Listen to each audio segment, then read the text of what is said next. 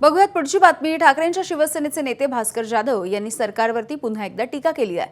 लोकशाहीचं रूपांतर हळूहळू हुकुमशाहीमध्ये होत असल्याचा घणाघात भास्कर जाधवांनी केला।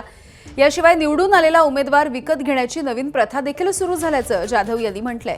चिपळूणमध्ये जिल्हा परिषद आणि पंचायत समितीच्या निवडणुकांसाठी उमेदवारांचे अर्ज दाखल करण्यापूर्वी भास्कर जाधव यांनी सरकारवर हल्लाबोल केला आहे। या निवडणुका आता तुम्ही बघितल्या असाल, देशामध्ये सध्या निवडणूक ही लोकांच्या मर्जीनुसार, लोकांच्या पसंतीनुसार, लोकांनी ठरवलेला उमेदवार हा उमेदवार नाही। तर आता उमेदवार कोणी असू दे, लोकांनी कोणालाही मत देऊ दे, आता मतदान यंत्रामध्ये ईव्हीएम मध्ये त्या ठिकाणी काही ना काहीतरी काळा बाजार केला जातो की नाही जातो। त्याचबरोबर समोरच्या लोकांचे मतदार यादीतून नावच गायब करायची आणि बाहेरची कुठली तरी नावं आपल्याला पाहिजे ती आतमध्ये घालून खोटं मतदान करून आपले उमेदवार जिंकवायचे, हा दुसरा फंडा सुरू झाला।